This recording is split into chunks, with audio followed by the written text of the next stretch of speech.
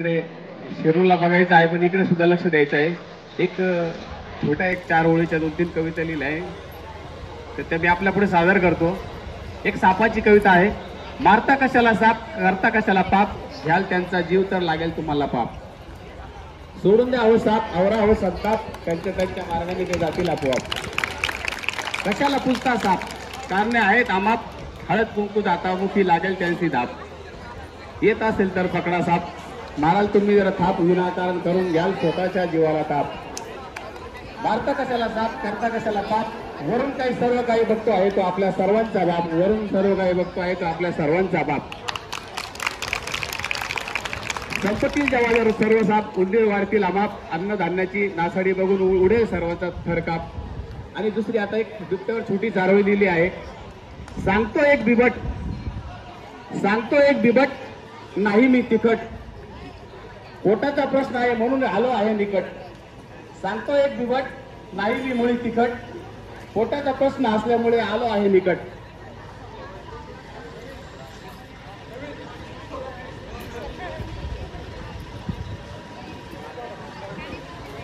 आता सर्वांना विनंती आहे की 1-2 स्लोगन माझ्या बरोबर म्हणायचे आहे सगळ्यांनी.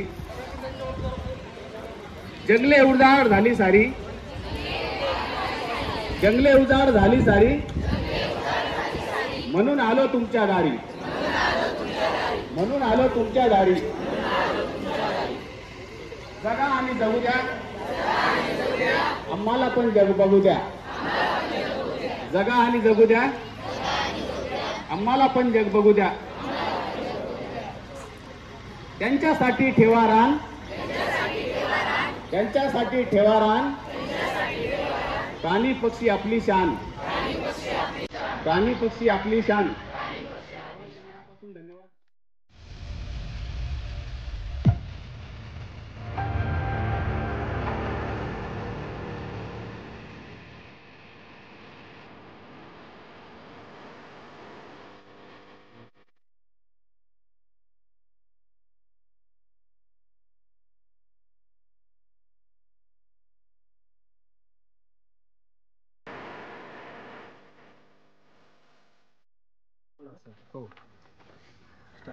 वन्यजीव सप्ताह 1 ऑक्टोबर ते 7 ऑक्टोबर या काळामध्ये आज आपण वन्यजीव विभाग नाशिक, नांदूर मार्गेश्वर अभयारण्य, येवला वन परिक्षेत्र, नाशिक वन विभाग पूर्व भाग, त्याचबरोबर वन्यजीव संरक्षण संस्था यांच्या संयुक्त विद्यमाने एक जनजागृतीपर रॅलीचे आयोजन केले होते.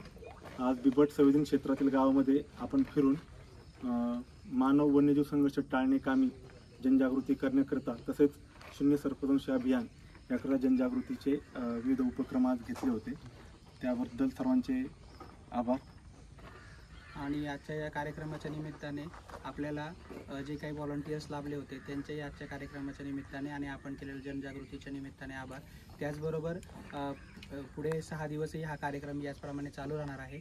ज्या कार्यक्रमामध्ये दोन्ही म्हणजे ज्या परिक्षेत्रातील जी गावं आहेत त्या गावांमध्ये निबंध स्पर्धा, चित्रकला स्पर्धा, त्याचबरोबर गाईड प्रशिक्षण, त्यानंतर गावकऱ्यांशी संवाद यासारखे विविध कार्यक्रमांचं वन्यजीव सप्ताहाच्या निमित्ताने आयोजन केले आहे.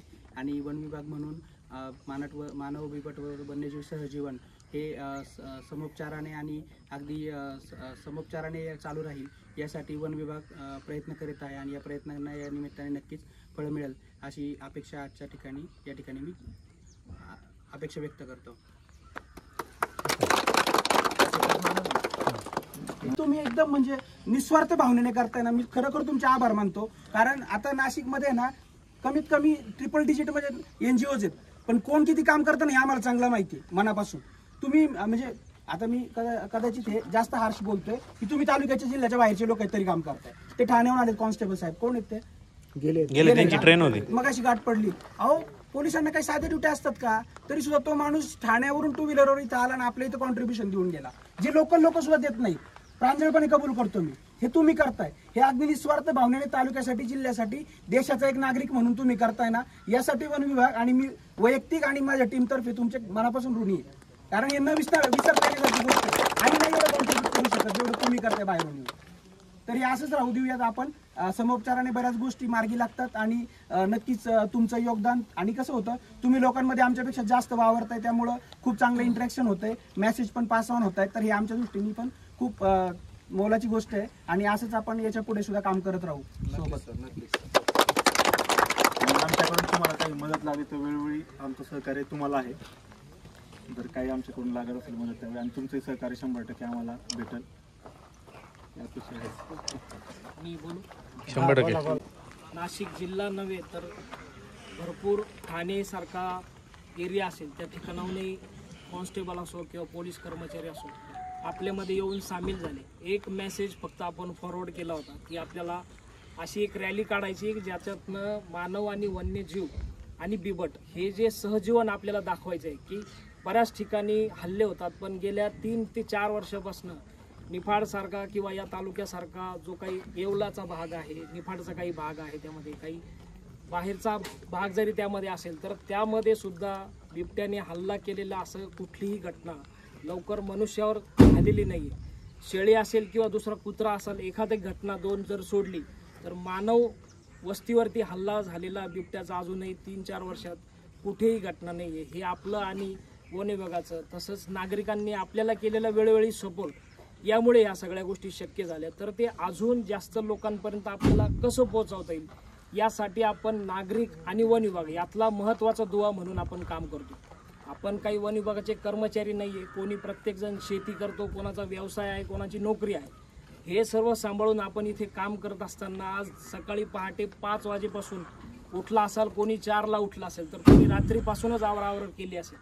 तर या ठिकाणी आल्यानंतर आपल्याला एक समाधान आज मिळालं असेल की आपण बऱ्याच गावांमध्ये जाऊन लोकांची जनजागृती केली, त्यात कुठेतरी आपला खारीचा वाटा उचललेला आहे. तर वन्यजीव संरक्षण संस्थेच्या मार्फत आपण एक फक्त मेसेज टाकला होता, पण त्या संस्थेला न गृहीत धरता वन्यजीवांसाठी काम करायचं आहे म्हणून तुम्ही या ठिकाणी सर्वजण आलात. याही पुढे आपल्याला अनेक कार्यक्रम घ्यायचे, अशीच तुमची साथ असू द्या. तुमच्या कार्यक्रमाशिवाय आणि तुमच्या सहभागाशिवाय असे कार्यक्रम होणं कदापि शक्य नाही. तर आपण जे काही सर्पमित्र आहोत, वन्यजीव रक्षक आहोत, सगळेजण मिळून आपण हे काम करतोय आणि त्याच डिपार्टमेंटना आपल्यालाही सपोर्ट करताय. म्हणजे वन विभाग असेल, फॉरेस्ट डिपार्टमेंट, त्यानंतर आपलं पोलीस डिपार्टमेंट, हे सगळं वेळोवेळी आपल्याला मदत करतं. तर रॅलीसाठी फक्त आपण एकदाच त्यांना परमिशनसाठी विचारलं तर फोनवरून त्यांनी लगेच आपल्याला रॅलीसाठी परमिशन दिलेली आहे. तर या सगळ्या गोष्टीचा आपण विचार करता यापुढेही आपण असाच सपोर्ट करावा अशी मी वन्यजीव संरक्षण संस्थेच्या वतीने, नाशिक जिल्ह्याच्या वतीने आणि निफाड तालुका तसेच नांदूर मधमेश्वर सगळं जे वन विभागाची टीम आहे यांच्या वतीने मी सगळ्यांचे आभार व्यक्त करतो. आपण आलात यासाठी मनापासून आभार व्यक्त करतो आणि आपल्या नाशिक पूर्व विभाग टीमने, नांदूर मधमेश्वर टीमने आम्हाला जे काही सहकार्य केलं यासाठी सगळ्यांचे मनपूर्वक आभार व्यक्त करतो.